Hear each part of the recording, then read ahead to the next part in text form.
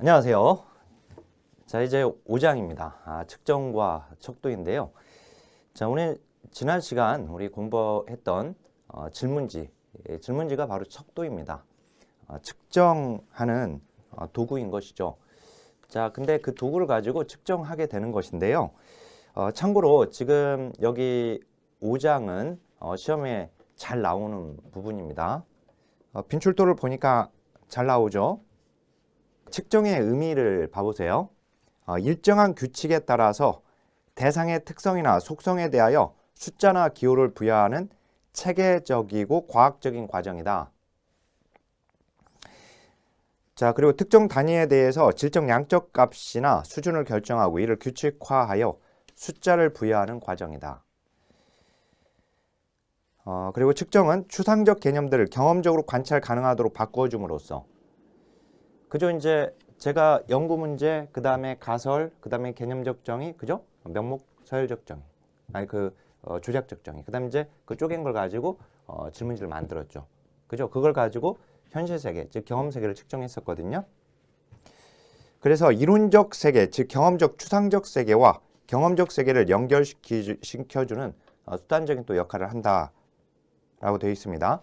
자, 그 측정, 이론적 모델과 사건이나 현상을 연결하는 방법이다. 맞습니다. 자, 측정의 의의를 보면 가설 검증에 중요한 역할을 하고 자료 수집을 위한 기본 단위가 되고, 자, 숫자가 부여되기 때문에 자료 처리 시 통계적 기법 적용이 가능합니다. 그래서 그 OX 문장에 사건이나 현상을 세분화하고 통계적 분석에 활용할 수 있는 정보를 변수의 우리 유형 구분에서 연속성 유무에 따라서, 그 다음 이제 기능적 관점에 따라서, 그 다음에 모형 내에서 생성되었느냐 여부를 가지고 구분을 했었죠. 그죠? 제가 이 속성에 따른 구분은 뒤에서 공부합니다 라고 말씀드렸었고요. 여기 지금 시험에 빠지지 않고 무조건 나옵니다. 그래서 보통 이제 두 문제, 많게는 또 세 문제까지도 여기 이 속성에 따른 변수와 관련된 문제가 출제가 되고 있고요. 자, 잘 알다시피 우리가 이제 먼저 그 표에 보니까 명목적 측정, 그 다음에 서열적 측정, 그 다음에 등간적 측정, 그 다음에 비율적 측정이에요. 자, 변수를 결국 측정하는 것인데요. 그래서 명목 변수를 측정하면 명목적 측정이 되는 거예요. 서열 변수를 측정하면 서열적 측정이 되는 것이고, 또는 이제 다시 한번 명목 변수를 측정하는 척도를 명목적 척도라고 하는 거예요. 서열 변수를 측정하는 것을 서열적 척도라고 하는 거예요. 알았죠? 근데 이제 우리가 이제 이걸 그냥 바로 변수로 그냥 이해를 해도 상관은 없는데, 어떻든 명목적 측정은 또는 명목적 척도는 이제 명목 변수를 측정하고 명목 변수를 측정하는 척도가 되는 것입니다. 자, 우선은 틀을 잡아주면 이렇게 되는 거예요. 먼저 이 명목, 여기에다 이제 명목 변수라고 해도 상관없고, 명목적 측정이라고 해도 상관없고, 명목적 척도라고 해도 상관없어요. 그래서 명목으로만 그냥 적겠습니다. 그 다음에 서열 변수, 서열적 측정, 그리고 서열적 척도. 그죠? 그래서 여기가 서열이에요. 서열. 그 다음에 등간. 그 다음에 비율. 이렇게 되는 거예요.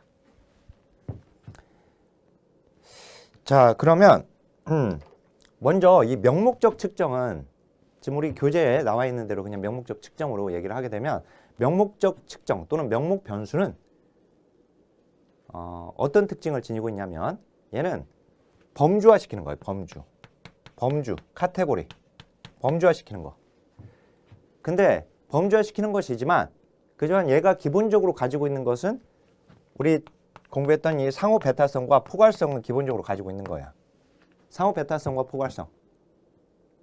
객관식 응답 문항은 이 범주 간에, 응답 범주 간에 상호 배타성이 있어야 하고 포괄성이 있어야 한다고 했었죠. 그죠? 바로 그거. 먼저 가지고 있고, 이제 이건 기본적으로 가지고 있는 거지만, 이제 이 범주죠. 범주. 이 명목 변수의 예에 보면, 얘 보니까 성별 나와 있잖아요. 성별. 당신의 성별은 무엇입니까? 1번 여자, 2번 남자. 이렇게 물어보게 되면 응답한 사람들 1번이라고 응답했으면 그 사람들은 다 여자죠. 그죠? 2번이라고 응답한 사람들은 다 남자인 거죠. 그죠? 이렇게 여자와 남자로 범주화시키는 거예요. 분류하는 거죠. 분류. 그죠? 이게 바로 명목적 측정이에요. 자, 근데 서열적 측정은 여기에다가 이런 특징을 다 가지고 있으면서 이걸 다 가지고 있으면서 순위까지 알 수 있는 거예요. 순위까지. 그래서 그 서열적 측정에 보니까 장애 등급 나와 있잖아요. 그죠? 등급. 또는 이제 산재보험에서는 이 장애 급여가 있는데 그 장애 급여의 등급이 14등급으로 구분하고 있어요. 자, 이런 또는 이제 장기 유형 보험의 등급. 자, 이런 것들 또는 거기 보니까 생활 수준 상중하. 상, 중, 하로 이렇게 범주화 시켰지만 그것은 이제 상이라고 응답한 사람들은 더 높은 걸 가지고 높은 거죠. 그죠? 순위상, 교육 수준.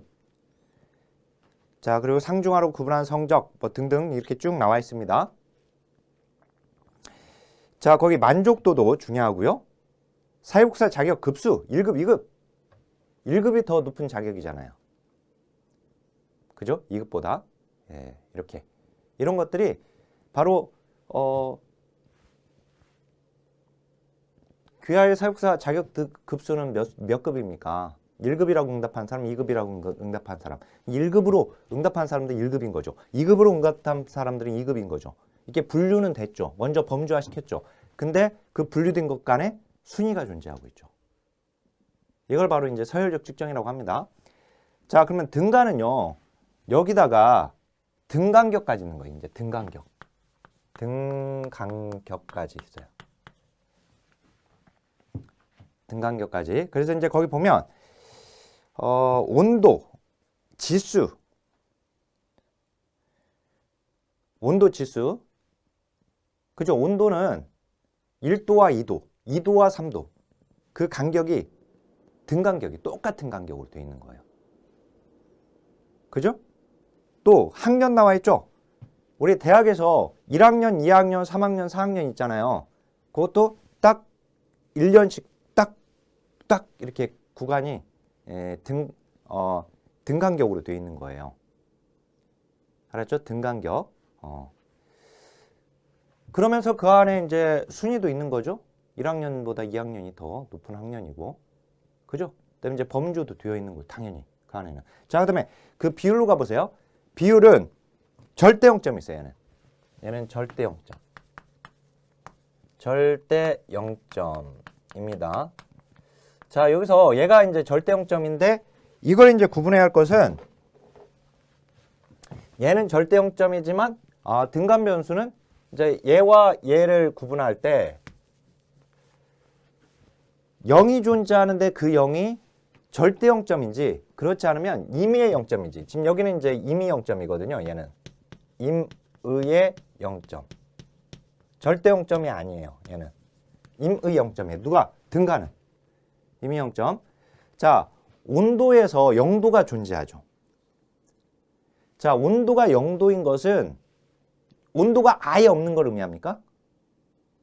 온도가 0도라고 해서 온도가 아예 존재하지 않습니까? 온도는 존재하죠. 그죠? 0도이지만. 그러니까 이 절대 0점인 것은 완전히 없는 걸 얘기해요. 자, 그 절대 0점에서는 이제 그러니까 거의 비율적 측정, 비율 변수의 예를 봐보면 거기 이제 율로 끝나는 것들은 다 비율이고요. 가령 거기 쭉 보다 보면 뭐 수도 나와 있고 그 다음에 뭐 독거노인수, 그 다음에 자녀수 뭐 쭉 나와 있다가 그 아래 보니까 가격 나와 있어요. 가격, 저축 금액. 가령 어떤 물건의 가격이 0원이다. 그러면 아무것도 안 줘도 되죠. 그죠? 소득이 0이다. 소득도 이제 비율 변수인데 소득이 0이다. 그러면 아무것도 못 버는 거죠. 소득이 있는 게 아니죠. 소득이 0이라고 그러면 아무것도 없는 거예요. 그죠? 그걸 바로 이제 절대 0점이라고 하는 거예요. 알았죠? 그래서 이제 자, 시험 성적. 자, 이거 중요한데 이제 적용을 한번 해볼까요? 그러면 자, 시험 성적이라고 하잖아요. 자, 여기 시험 성적이라고 하면 등간 변수입니다. 시험 성적은. 알았죠? 시험 성적은 등간 변수예요. 왜? 자, 이제 왜 그런지 보면 절대 0점인지를 봐야 돼요. 절대 0점인지를. 시험 성적이 절대 0점인지 임의 0점인지. 자, 시험 성적 빵점 맞았다. 그러면 자, 영어 시험을 빵점 맞았다. 또는 토익 시험을 빵점 맞았다. 영어 시험을 빵점 맞았다고 해서 그 사람에게 영어에 대한 지식이 아예 없는 겁니까? 아니죠. 영어에 대한 지식은 조금 있어도 영어 시험 자체는 빵점 맞을 수가 있어요. 그죠? 그러니까 시험 성적의 0점이라고 하는 것은 절대 0점이 아닌 거예요. 시험 성적에서 0점이 존재하는데 그 0점은 임의 0점인 거예요. 임의 0점. 여기. 알았죠? 아예 없는 게 아니라. 그래서 우리가 그냥 시험 성적이다. 또는 토익 점수다. 이렇게 되면 그것은 등간 변수가 되는 거예요. 등간 변수. 자, 그런데 또는 시험 성적 하면 거기 이제 서열 봐보세요. 서열 쪽에 보면은 상중하로 구분한 성적이라고 되어 있어요. 석차로 구분한 성적. 그죠? 이제 이거 구분해야 하는데 서열 쪽에 보니까 이런 말이 나와 있어요. 상중하 또는 석차로 구분한, 상중하로 구분한 시험 성적. 이렇게 얘기하면 그러면 이제 서열이 되는 거예요. 상중하로 구분한 시험 성적이라고 하면. 알았죠? 요거 구분하세요. 상중하로 구분한 시험 성적이라고 하면. 자, 또 하나. 만족도는 어디에 있어요? 만족도. 만족도는 어디에 있어요? 만족도? 서열에 있죠? 그냥 만족도라고 하잖아요. 그냥 만족도라고 하면 서열에 있어요. 그런데 10점 만점의 만족도라고 하면 자, 10점 만점, 5점 만점에 5점 만점에 또는 10점 만점의 만족도라고 하잖아요. 그러면 그것은 등간 변수가 되게 돼요. 그죠? 자, 그다음 또 그 만족도는 이제 거 보니까 매우 불만족, 불만족, 보통 만족, 매우 만족 이렇게 되는데 그게 그냥 만족도라고 할 때는 서열이지만 그렇지만 등간에 봐보세요. 10점 만점의 만족도 또는 5점 만점의 만족도. 걔는 등간 변수가 되게 된다. 그거 조심하시면 됩니다. 그 다음에 그 서열에 보면 그 얘 중에 리커트 척도 보이세요? 리커트 척도? 리커트 척도 그 만족도 그 밑에 보니까 복지비 지출의 국가 간의 순위. 자, 그 다음에 리커트 척도 나와있죠. 리커트 척도도 얘도 서열이에요. 중요합니다. 그거 잘 잡고 계시고. 자, 그러면 거기 서열 그 쪽에 보니까 그 OX 문장이 보이네요. 서열 척도는 변수의 속성에 따라 일정한 범주로 분류한다. 범주로 분류할 수 있어요? 없어요? 범주로 서열은 분류할 수가 있죠. 그러니까 그 문장이 맞는 거예요. 명목 아니에요? 이러면 안 된단 말이에요. 명목은 맞죠. 그죠? 명목도 맞지만 서열도 그게 가능하죠. 그러니까 맞는 문장이 되는 거예요. 아셨죠? 그리고 제일 아래 이제 다시 한번 OX 문장에 거기 비율 측정에 제일 아래 보니까 비율 척도는 절대 0점이 존재하는 척도이다. 맞죠? 맞는 거예요. 자, 그리고 거기서 이제 그 계속 좀 더 보면 그 등간에 보니까 등간적 측정에 보니까 임의적 0점이기에 곱하기와 나누기와 같은 연산은 불가능하다라고 되어 있죠. 그래서 뭐냐면은 등간 변수에서는요. 여기에서는 등간에서는 얘는 더하기 빼기만 가능합니다. 즉 가감만 가능해. 가감. 얘는 가감. 더할까 뺄감. 그래서 가감만 가능해. 더하기 빼기. 근데 얘는 사칙연산이 모두 가능하죠. 더하기 빼기 곱하기 나누기까지. 그죠? 가감 승제가 모두 가능해요. 얘는 가감 승제 모두가 가능하다. 누구는? 비율은. 그죠? 비율은. 자, 그 다음에 자, 이렇게 한번 봐볼까요? 이제 명목, 그 다음에 명목, 서열, 등간 비율 있잖아요. 그죠? 높은 쪽으로 갈수록 높은 수준의 척도라고 합니다. 높은 수준의 측정. 자, 높은 수준의 척도라고 해요. 그 다음에 밑으로 올수록 낮은 수준의 척도예요. 그러니까 이 네 가지를 비교를 했을 때 여기가 낮은 수준의 척도예요. 그러면 척도 변환, 이제 척도 변환인데 척도의 변환으로 보게 되면 척도의 변환, 낮은 수준의 척도를 높은 수준의 척도로 변환하는 것은 불가능해요. 알았죠? 하지만 높은 수준의 척도를 낮은 수준의 척도로 변환하는 것은 가능해요. 알았죠? 요거 잘 알고 있어야 하고. 자, 그 다음에 높은 수준의 척도로 물어보게 되잖아요. 그러면 응답률은 어떻게 될까요? 응답률. 자, 높은 수준의 척도로 질문지를 구성해서 물어보게 되면 응답률은, 자, 응답률은 떨어집니다. 알았죠? 그 다음에 낮은 수준의 척도로 물어보게 되면 응답률은 높아져요. 알았죠? 왜 그러냐면 낮은 수준의 척도로 물어보게 되면 응답하기 간편해요. 근데 높은 수준의 척도로 물어보게 되면 응답하는 것이 까다로워요. 알았죠? 그래서 응답률이 떨어지는 거예요. 중요합니다. 아주 중요하고. 자, 여기다 이제 한 가지만 더 붙이면 돼요. 이제 한 가지만, 마지막 한 가지만 더 붙이면 되는데, 거기 자 보니까 네 가지 수준의 척도에 서열해가지고 명목 측정보다 서열 측정이 높은 수준의 측정이고 또는 높은 수준의 척도이고 이렇게 되는 거죠. 그래서 이제 비율 측정이 높은 수준의 측정이다. 마지막에 보니까 이는 비율 측정으로 갈수록 사측 현상이 가능해서 높은 수준의 통계적 분석이 가능해지기 때문이다. 높은 수준의 척도일수록 많은 정보를 가지고 있다. 그죠? 자, 그러면서 거기 그 니은에 보니까 비율 척도로 근접할수록 분석력과 수치적 민감도는 높다는 장점이 있으나, 자, 상대적으로 측정하는데 다소 어려움이 따른다. 즉 낮은 수준의 척도일수록 응답이 간편하고 따라서 응답률이 높은 편이다. 자, 소득을 비율 측정으로 질문하면, 비율 척도로 질문하면, 자, OX 문장 봐보세요.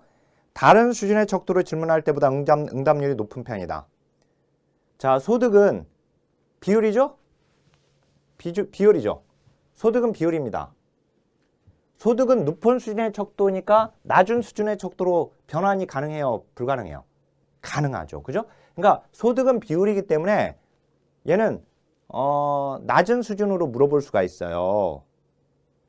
그래서 거기 소득을 비율 척도로 질문할 수도 있고 이제 낮은 수준의 다른 척도로 질문할 수도 있단 말이에요.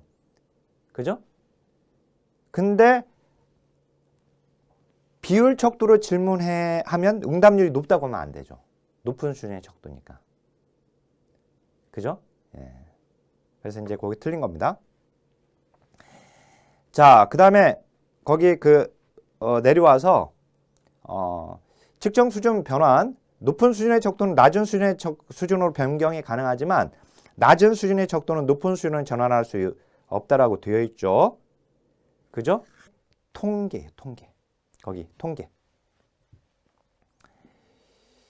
자, 이제 색깔 표시한 거 중요한데, 먼저 명목에서 가능한 통계 분석 방법. 명목에서 가능한 거. 자, 요걸로 한번 적어볼까요? 파란색으로. 자, 얘는 앞자 따세요. 앞자. 빈최 100교예요. 거기 우리 책에 보니까 빈도 분석, 분석 방법에 빈도 분석이 색깔 표시가 안 되어 있는데 색깔 표시, 거기에 빈도 분석도 밑줄 그으세요. 빈도 분석, 그 다음에 최빈값이라고 돼 있죠. 최빈값 또는 최빈치, 그 다음에 백분율, 그 다음에 교차 분석, 빈최백교 이렇게 외우세요. 자, 서열은 명목 변수 또는 명목적 척도, 명목적 측정으로 가능한 분석 방법, 통계 분석 가능 방법이 모두 가능하고 거기다가 하나 더 할 수 있는 것이 바로 중위수 또는 중앙값이라고 되어 있죠. 그죠? 중앙값 또는 중위수. 그죠?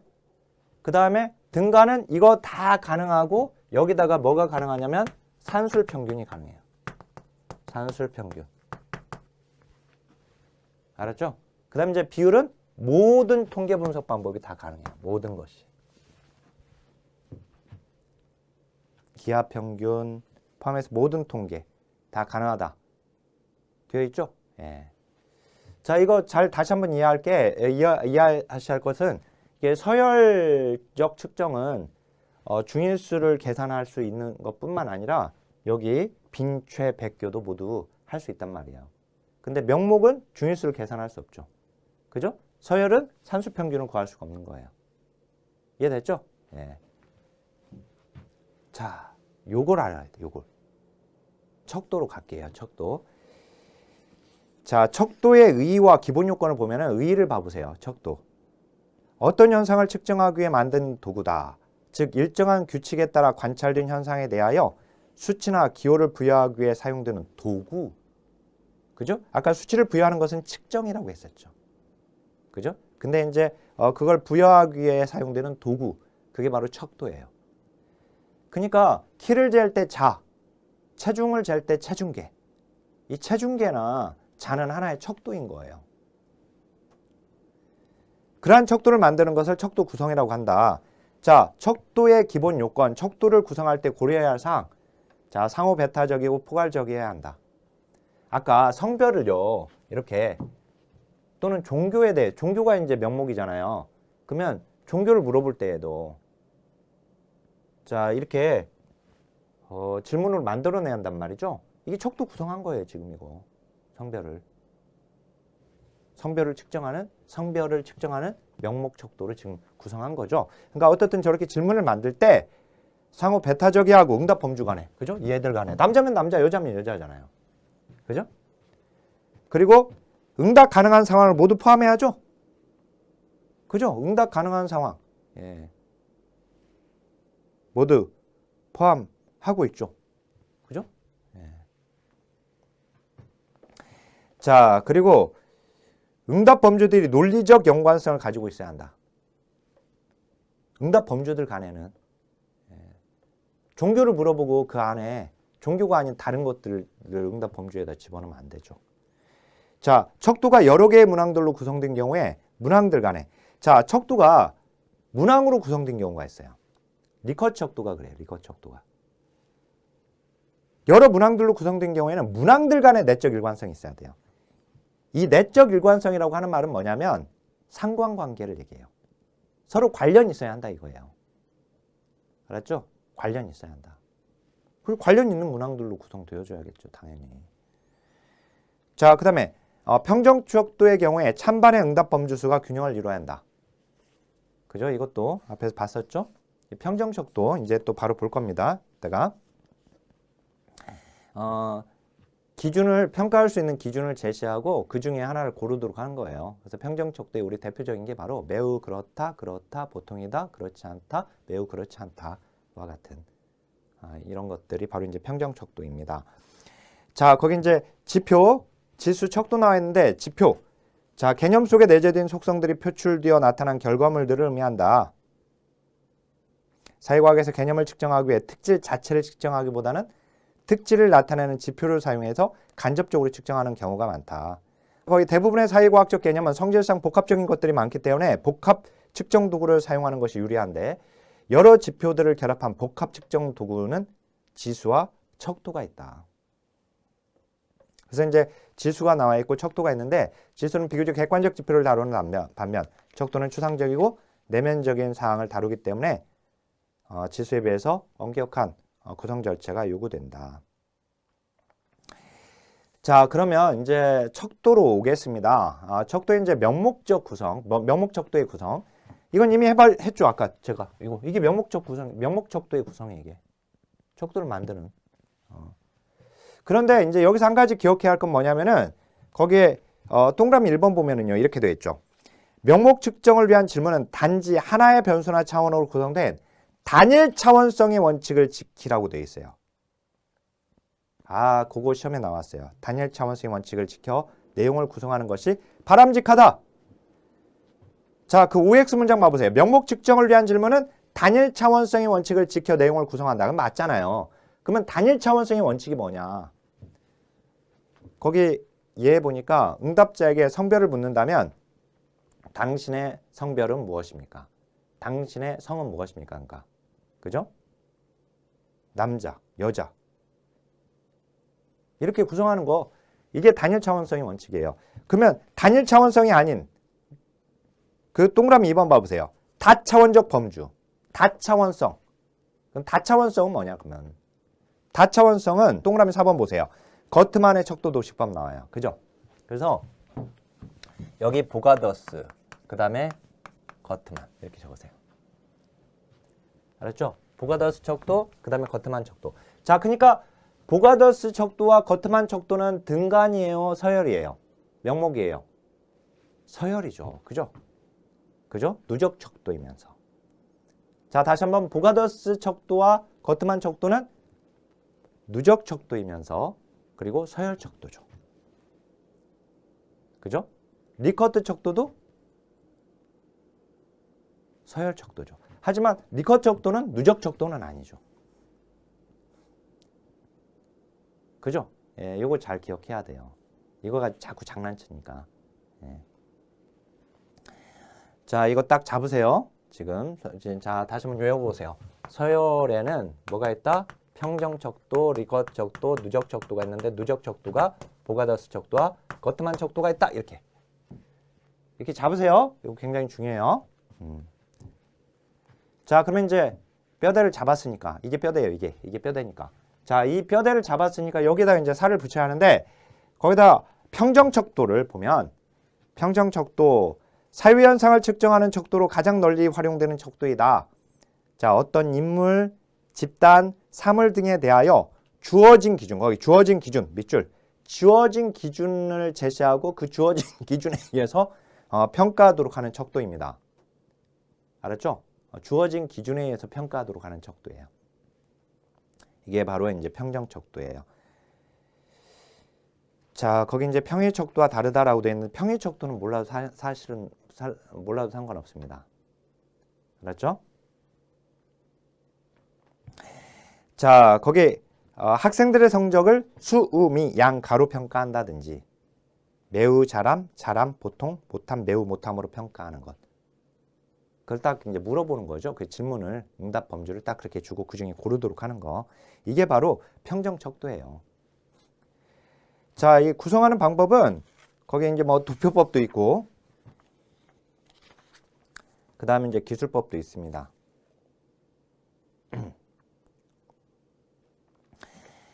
자, 근데 거기에 그 기술 평정 척도 해가지고 그거 나와 있지만 그 디귿을 봐보세요. 리커트 척도와 다른 점을 보면 리커트 척도와 다른 점. 자, 리커트 척도가 한 변수를 측정하기 위해서 적절하게 선택된 한 세트의 다수의 문항으로 구성되어 있다면 자, 거기서 뭐예요? 리커트 척도는 다시 한번 한 세트의 다수의 문항으로 구성되어 있다고 되어 있네요.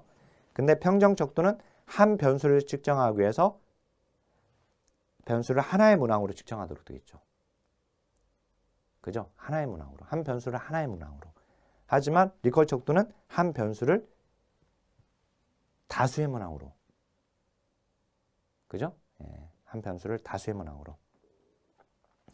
자, 그러면 이걸 이제 리커트 척도를 잘 이해를 해야 돼요. 그래서 리커트 척도를 좀 설명을 하려고 하는데 리커트 척도에 예가 나와 있어요. 사회복지사에 대한 클라이언트들의 의견조사 나와 있죠.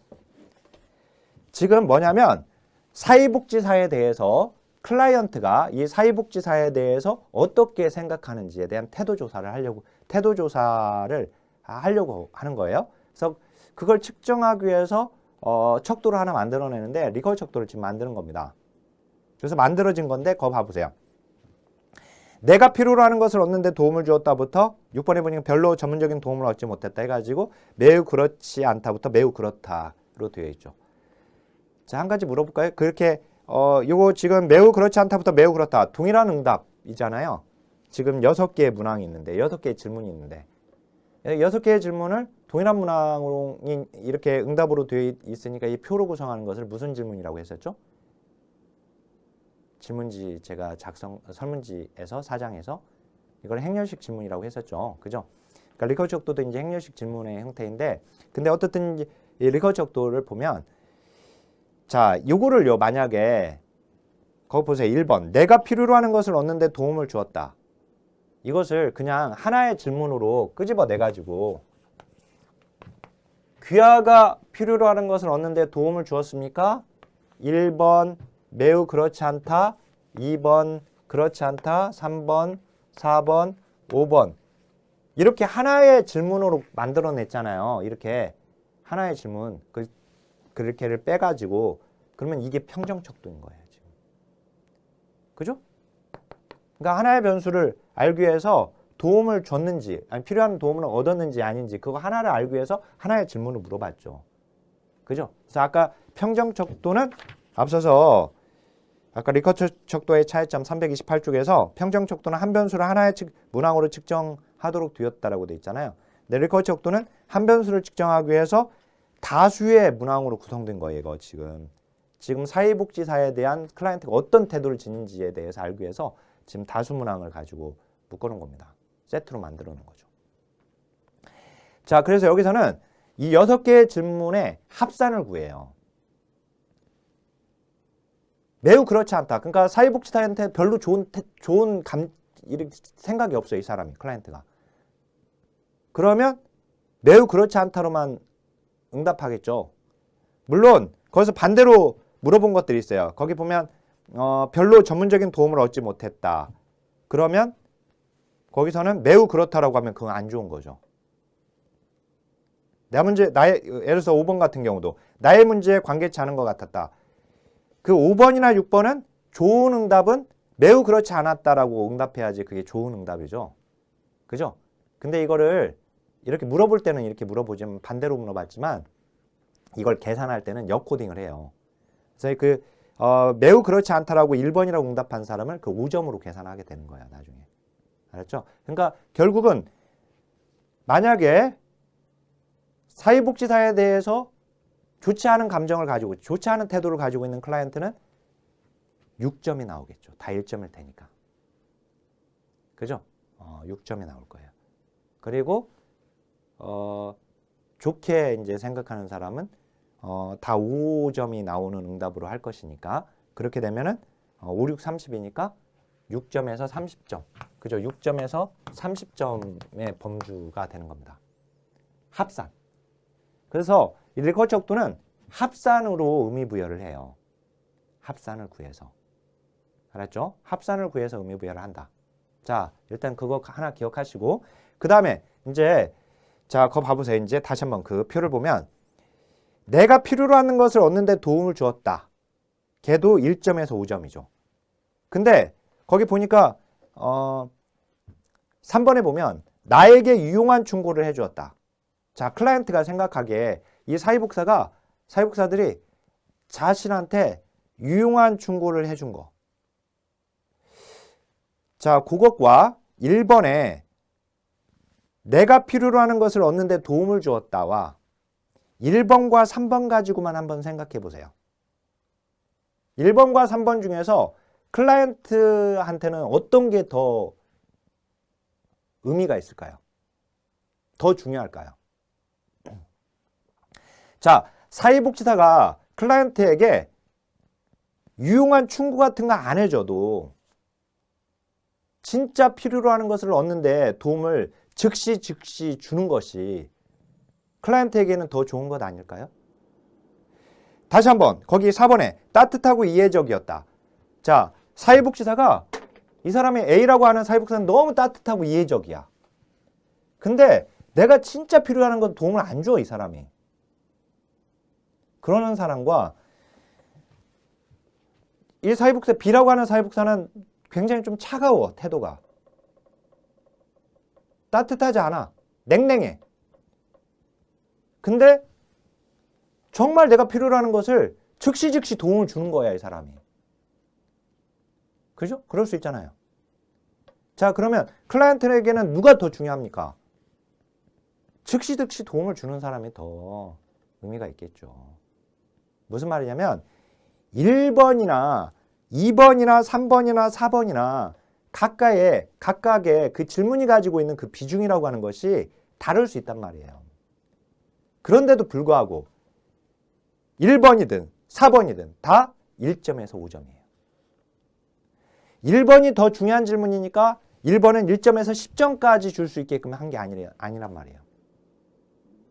무슨 말인지 알겠어요? 자, 이 말을 이제 달리 표현하면 뭐라고 얘기하냐면 잘 들어보세요. 측정에 동원된 모든 문항들에 동일한 가중치를 부여한다. 이런 표현을 쓰는 거예요. 자, 어차피 이 책에 있는데, 자, 다시 한번 또 이해만 하시면 돼요. 자, 다시 한번. 측정에 동원된 모든 질문들이 동일한 기여를 한다. 이렇게 표현을 하는 거예요. 알았죠? 이 리커트 척도는 총화척도 또는 총합척도라고 되어 있죠? 가에 보니까 각 문항의 점수를 합산하여 전체적인 경향이나 특성을 측정하는 방법이다. 각 문항별 응답 점수의 총합이 측정하고자 하는 개념을 대표한다는 가정에 근거한다. 그죠? 그래서 이제 거기 OX 리커트 척도는 각 항목의 단순 합산을 통해서 서열성을 산출합니다. 맞아요. 자, 측정에 동원된 모든 항목들에 대해서 동등한 가치를 부여한다. 다시 한번 각각의 문항은 측정하고자 하는 개념의 속성에 대해 동일한 기여를 한다. 이 말이 무슨 말인지 알겠죠? 그죠? 요걸 알아야 돼요. 자, 사회과학에서 널리 사용되고요. 응답 범주들의 명백한 서열을 가지고 있습니다. 매우 그렇지 않다부터 매우 그렇다. 그죠? 명백한 서열을 가지고 있죠. 자, 각 문항은 등간 척도이다면 안 되죠. 리커트 척도는 서열이에요. 서열. 등간이 아니라. 알았죠? 이걸 가지고 자꾸 장난치거든요. 넘어가면 안 돼요. 자, 그 리커트 척도를 만드는 절차들이 나와 있어요. 근데 그 절차는 간략하게만 이해를 하면 됩니다. 뭐 절차를 문제를 내거나 그렇지는 않기 때문에.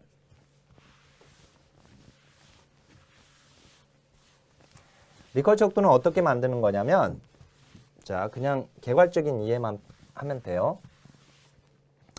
내가 자, 지금 소셜 워커에 대해서 클라이언트가 어떤 태도를 지니고 있는지에 대한 어떤 설문지를 하나 만들고 싶다. 그러면 어떻게 하냐면 먼저 질문을 만들어내야겠죠. 그죠? 질문들을. 그래서 질문들을 만들었더니 예를 들어서 15개를 만들었어. 알았죠? 15개의 질문들을 만들었어. 이렇게. 그러면 어떻게 하냐면 리커트 척도는 여기다가 바로 그냥 각 질문에 동일한 가중치를 부여해요.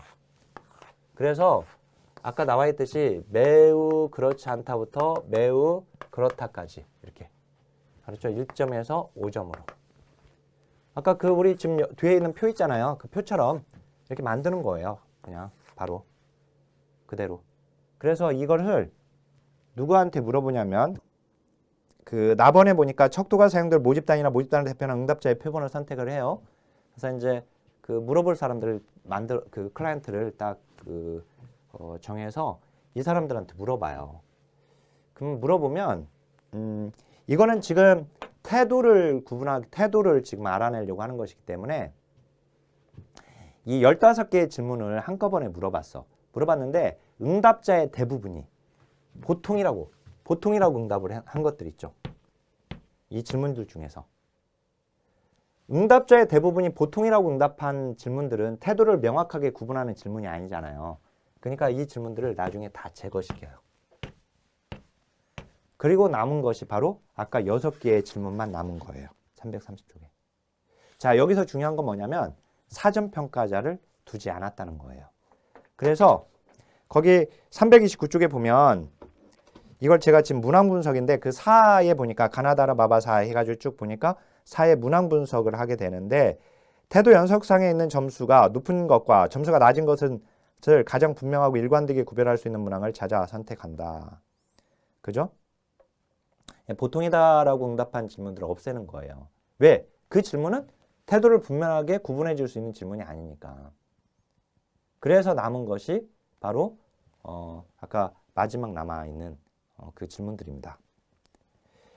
장점에 보면 이 말이 바로 그 나번 보세요. 나번에 뭐라고 되냐면 판단자, 즉 사전평가자를 따로 쓰지 않고 그냥 응답자를 결정해서 그 응답자들한테 물어본 다음에 문항 분석을 통해서 최종 응답을, 그 문항들을 결정하는 방법이에요. 사전평가자를 따로 쓰지 않는다! 이게 중요해요. 그래서. 알았죠? 사전평가자를 따로 쓰지 않는다. 그 장점 첫 번째, 개인의 가치나 태도를 묻는 여러 항목을 간편하게 구성할 수 있다. 자, 그래서 척도나 지수 개발에 용이하고요. 자, 판단자를 따로 쓰지 않는 것이고, 그 다음에 객관적 측정이 가능하고, 그 다음에 상호 관련성이 낮은 문항들을 척도 구성 과정에서 없애기 때문에 신뢰성이 높아질 수 있습니다. 자, 이 서우턴 유사동감법은 이제 우리 뒤에 마지막에 나오는, 이따 보면 이제 등간 비율 척도거든요, 얘는. 근데 걔는 이제 하나의 문항으로 한 현상을 측정하는데, 리커 척도는 많은 질문 문항을 한데 묶어서 척도를 만들기 때문에 좀 더 정확하게 현상을 측정할 수가 있다.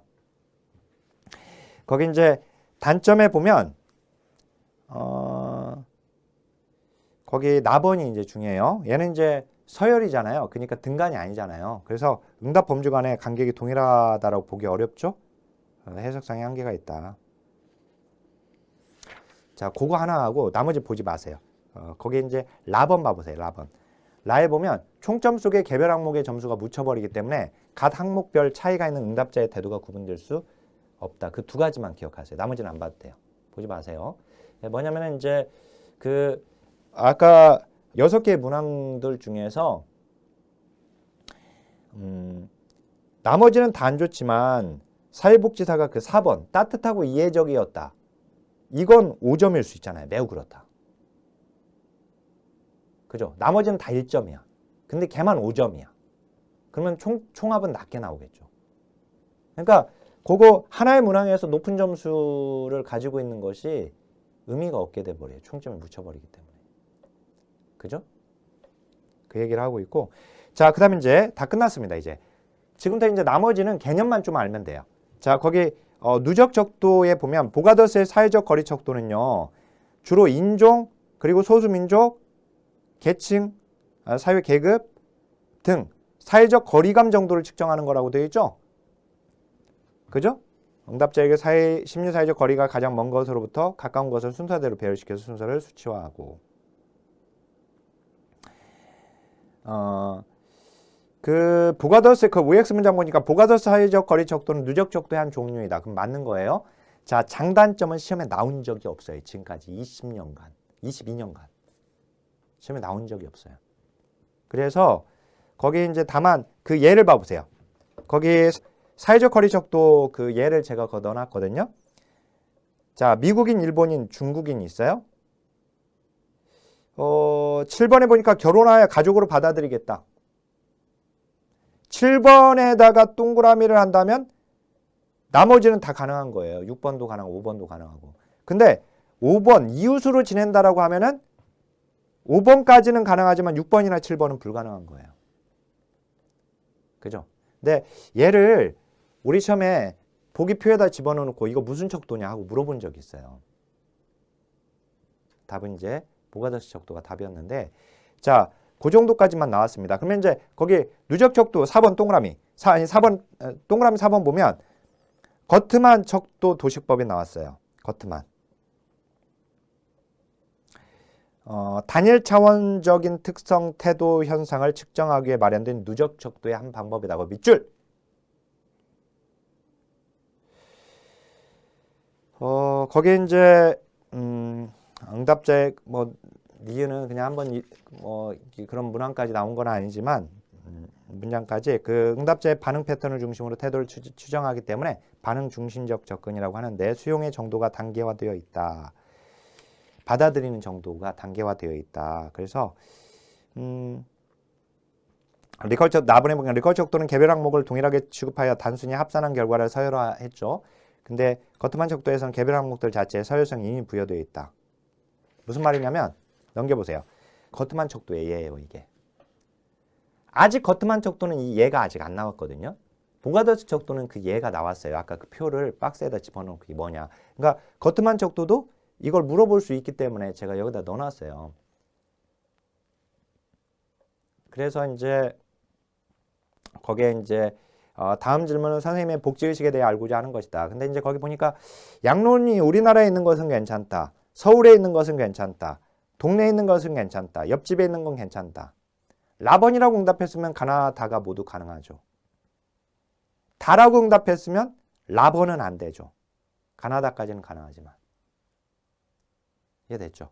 예. 자, 이게 바로 거트만 척도 도식법이에요.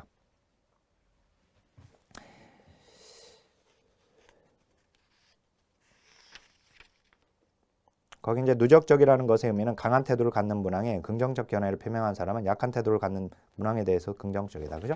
그러니까 거기 다번이라고 응답한 사람은 가나번이 다 가능하다라고 하는 거잖아요. 그죠? 그 지금 얘기를 하는 것이고. 아까 누적적 아까 뭐예요? 그 보가더스 척도에서도 6번이라고 응답한 사람은 6번까지는 다 가능한 거잖아요. 밑에 수용하는 정도의 긍정적인 견해를 표명하는 정도에 있어서요. 그죠? 자, 등간 및 비율 척도로서 서스톤 유사동간법이 있어요. 그래서 이제 서스톤의 유사동간법은 얘는 서열이라고 하면 안 돼요. 등간 비율 척도다. 이거 반드시 기억하시고. 자, 얘를 거기에 유사동간법에 보면 동그라미 2번에 서스톤은 교회에 대한 사람의 태도를 측정하는 것으로 이 방법을 이용했는데 유사동간법은 척도의 간격이 동일하다고 가정하여서 유사동간법이라고 부르는 것이고 절대적 기준에 비추어 평가하지 않고 여러 개의 문항을 서로 비교함으로써 평가하는 평위 척도에 해당돼 얘가. 알았죠? 얘가. 자, 근데 유사동간법과 이제 리커 척도의 차이에 보니까 리커 척도에서 문항들이 유사동간법에서는 하나의 응답 카테고리가 된다. 그래서 333쪽으로 와보세요. 유사동간법에 얘가 나와 있죠. 사회복지관의 전문성에 대한 조사의 경우 다음 여러 개의 문구를 제시한 후에 그중 피조사자의 의견과 일치되는 문구 2-3개를 선택하도록 한다. 선택된 문항의 점수를 합산하여서 사회복지기관 전문성에 대한 견해로 파악하는 것입니다. 자, 이 유사동간법을 구성할 때는 거기 보면 니은에 봐보세요. 수집된 문항에 대한 판단자들의 평가가 들어가요. 그래서 우리가 리커 척도에서는 사전평가자를 두지 않았죠. 근데 유사동간법은 사전평가자를 두는 거예요. 가령 아까 리커 척도는 문항을 만들고 이걸 그 사전평가자들한테 골라달라고 하지 않았단 말이에요. 맨 처음에. 그냥 응답자들한테 물어봤어요. 그래서 문항 분석을 통해서 제거시켰어요. 근데 여기서는 판단자가 있어요. 대체로 50명 이상. 반드시 전문가일 필요는 없다. 그죠? 질시대로 객관적인 평가만 해줄 수 있는 사람이면 된다. 그죠? 자, 얘는 이제 그 단점 보니까 시간과 비용이 많이 들어요. 따라서 서스톤 척도를 개발하는데 용이하다고 하면 안 돼요. 판단자의 평가가 크게 좌우될 수 있어요. 그죠? 사전평가자, 그 판단자. 그죠? 그것만 좀 기억하면 되겠습니다. 자, 그러면 이제 의미분화 척도로 가게 되면 의미분화 척도는 거기 보니까 기출표기 보니까 기술론에도 나오죠. 기술론 11회 때 뭐 나왔다고 되어 있는데 11회 때만 나온 건 아니고 몇 차례 더 나왔습니다. 기술론에. 제가 이제 기술론에도 나옵니다 라고 하는 걸 보여주려고 하는 거예요. 그러면 기술론에 나오는 이유는 뭘까? 이 기술론에는 집단을 공부하게 되는데 거기 집단 사정 도구로서 의미 분화 척도 이게 나와요. 거기서. 자, 그러면 의미 분화 척도 거기 동그라미 1번 보니까 얘를 의미 분화 척도라고도 하지만 어휘적 분화 척도라고도 하고요. 의차별 또는 어휘차별, 어휘분별 척도라고도 합니다. 번역의 문제. 알았죠? 다 똑같은 거다.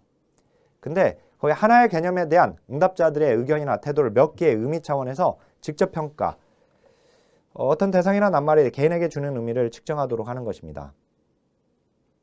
뭐냐면은 거기에 니은에 보니까 일직선으로 두표화된 척도의 양극단에 서로 상반되는 형용사, 거기 상반되는 형용사 이게 중요해요. 반대 형용사를 배열하고 양극단 사이에 해당 속성에 대한 평가를 하는 척도예요.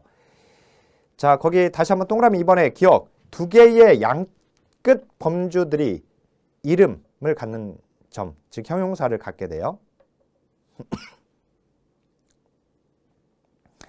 강력히 동의하지 않으면서 강력히 동의함에 이르기까지 범주를 가진 리커트 척도의 범주와 유사하다. 그죠? 그래서 거의 의미분화 척도는 한 쌍에 반대되는 형용사를 사용한다. 맞습니다.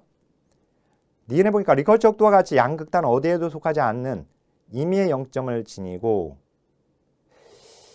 각 척도상의 7개 지점 간의 간격이 동일한 등간 척도의 하나의 유형이다.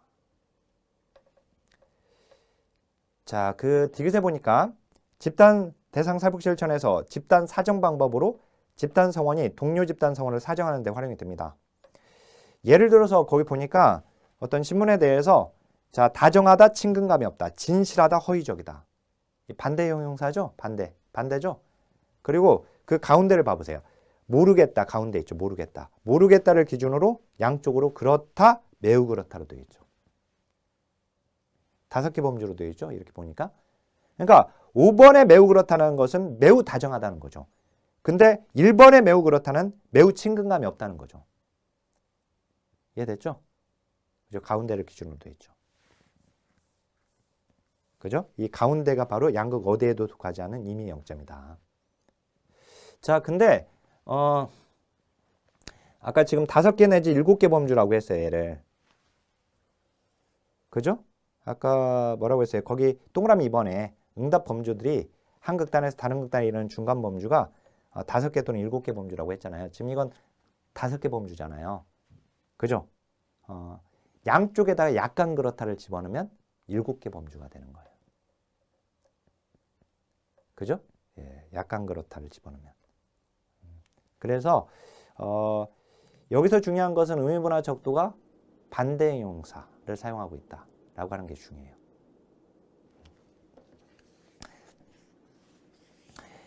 자, 이번 시간 사실은 어려운 부분을 지금 공부한 거예요.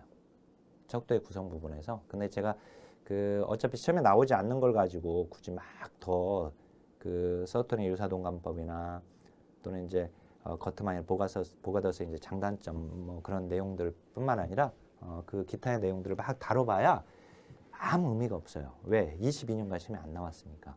그래서 제가 적절한 선에서 지금 건드려 드린 겁니다. 다루어 드린 거예요. 알았죠? 자, 그러면 이번 시간 강의를 마치겠습니다. 자, 하나, 둘, 셋, 화이팅!